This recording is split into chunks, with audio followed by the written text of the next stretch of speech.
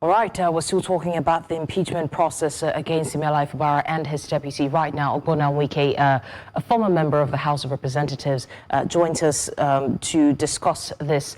I want to start by asking, thank you for joining us, by the way, but what do you feel are the reasons behind the Rivers State chapter rejecting the impeachment processes against the governor and his deputy, despite recognizing the constitutional powers of the House of Assembly? The point is clear that the attempt to impeach the governor is unwarranted, and the Constitution is very clear what should happen in terms of impeachment, and it clearly says there should be cross reasons for impeachment. In this instance, I do appreciate the fact that the Assembly may have to interpret what is an impeachable offense. But the mere disagreement between a governor and a supposed godfather shouldn't lead to impeachment. And I think this is why quite a lot of people across board are raising eyebrows.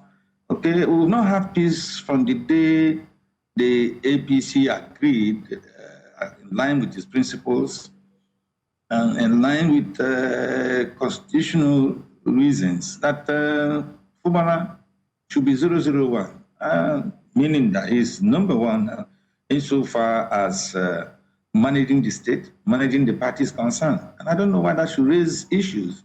A man who is not titled, but who claims to be a godfather, insists that he should be number one instead of the governor. And I think it's an issue, basically reason why various interest groups in Rivers are reacting, why people are thinking that rascality taken too far, while people are also thinking that Rivers State cannot afford a deity.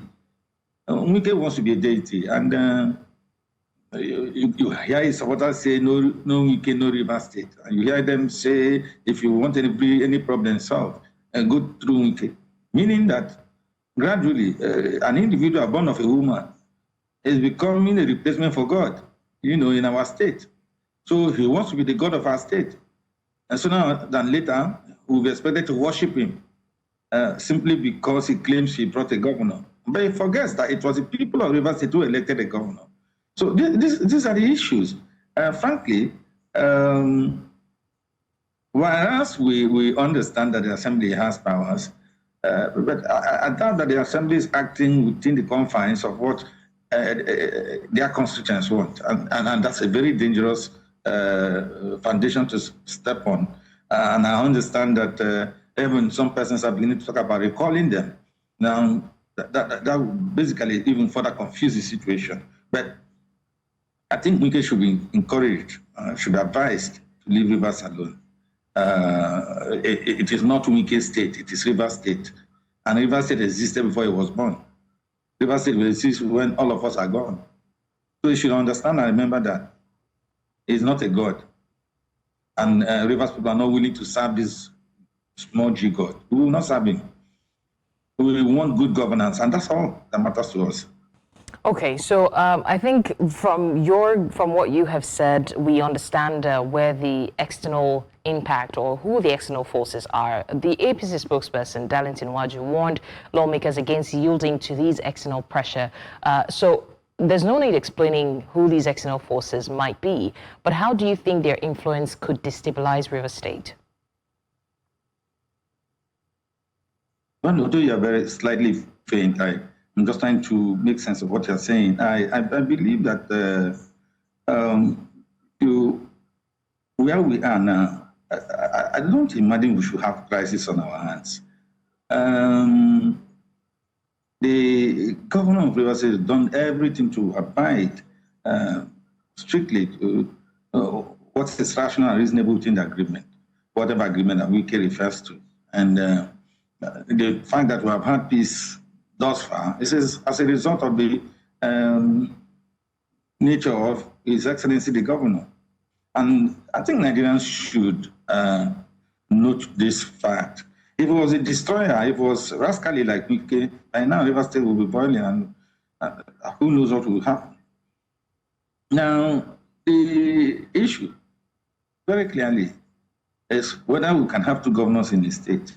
Even Nwuke in his time used to say there can be no two governors. Now he's changed it to there can be no two masters. On the issue of whether there can be two governors, the answer is no. There can be no two governors. There will always be one governor at a time. And he had 8 years of that time. It's Fubara's time now. Whether Fubara will do another tenure, we don't know, because Fubara has not said anything about the second tenure. But you can see how desperate Nwuke has become. He says if Fubara were to run a second tenure, we'll be buried politically. Then who cares? Who cares? There have been other governors in Rivers State, nobody buried them. So I don't imagine that Fubara's second tenure, if that were to be the issue, will bury him. I don't understand how Nwuke can insist out of his bedroom and that there was an understanding, maybe in PDP, that Fubara should run for one tenure.